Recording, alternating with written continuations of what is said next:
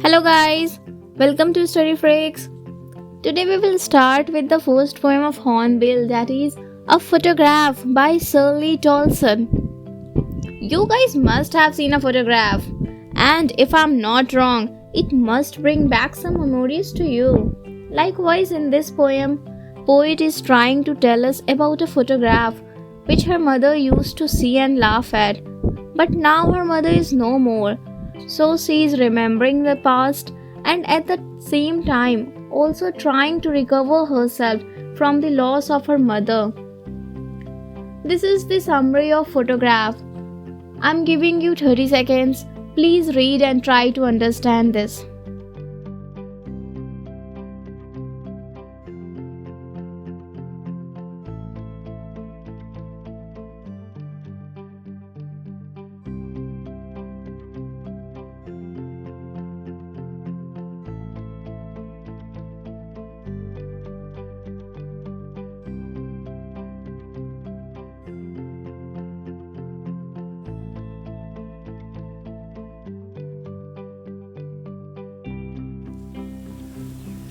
Now let's start the poem. Come on to the stanza 1. The cardboard shows me how it was when the two girl cousins went paddling, each one holding one of my mother's hands, and she, the big girl, some 12 years or so. All three stood still to smile through their hair at the uncle with the camera. A sweet face, my mother's, which that was before I was born, and the sea, which appears to have changed less, washed their terribly transient feet. In these lines, the poetess is looking at a photograph made up of cardboard. In the picture, there are three girl cousins who went to a sea holiday. Here, the word paddling means walking barefoot on shallow waters. Now, come on to the line third. And two girls are holding the hands of poetess mother. She is 12 years old and oldest of them. The uncle who accompanied them is trying to take a picture of them. Now come to line 5. Here it is written, all three stood still to smile through their hair. How could someone smile through their hair? Let's see. They are standing near the water with their hair open, facing the camera to pose. When suddenly a breeze blowed, putting all their hair over their faces, and through those hair they are trying to smile.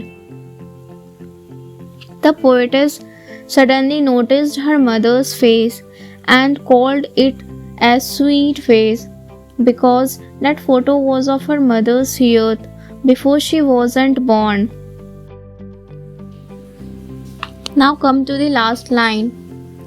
This line washed their terribly transient feet. Transient means temporary, short-lived. And this word feet is used to denote whole human beings. Here a literary device synecdoche is used. Synecdoche is used when a part is made to represent the whole or vice versa. Now the whole line, terribly transient feet. Here transferred epithet literary device is also used. Transferred epithet is used when an adjective usually used to describe one thing is transferred to another.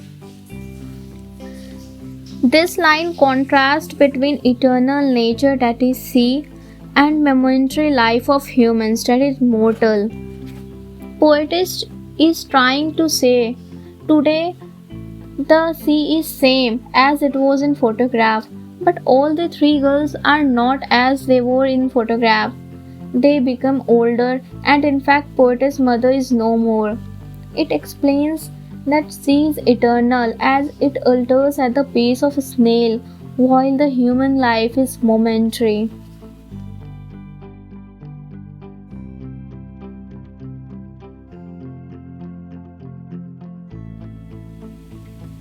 Now proceed to second stanza. Some 20-30 years later, she would laugh at the snapshot. See Betty and Dolly, she would say, and look how they dressed us for the beach. The sea holiday was her past, mine is her laughter. Both arrive with the laborities of loss. After 20-30 years later, Poet's mother used to laugh at that photograph of sea holiday. She would also tell the poetess to look at it.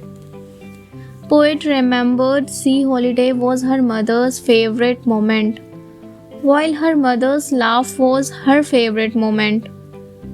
Here both of them are trying to recover the loss, a mother losing her youth and the poet losing her mother's laughter. Both are trying to ease their own losses.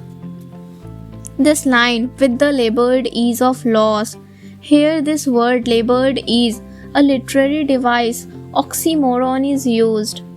Oxymoron is used to contradict between two opposite things. Like here ease means something easy, while labored means something we have worked hard for.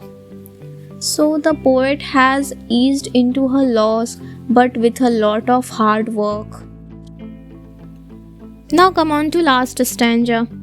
Now she has been dead nearly as many years as that girl lived, and of this circumstance there is nothing to say at all. It's silence, silences. In these lines, the poetess noticed that her mother has been dead for 12 years from now, the same age of that girl lived in the photograph. It might be a coincidence or an irony of life and death. The poet is absorbed in the pain of her mother's death and she is yet to accept this loss. Poetess said, "It's silence, silences." Here a literary device, alliteration, is used. This line means that the death has silenced her mother and the loss has silenced or left the poet speechless. Now come and discuss the theme of the poem. The photograph is made up of cardboard. It is not preserved in a metal or wooden frame, so it is vulnerable to the forces of decay, and it would grow older just like the girls in the photograph. In this poem, the poetess is giving us a message that the death is inevitable and we are mortal beings, so embrace your life. All the literary devices related to the poem are mentioned here.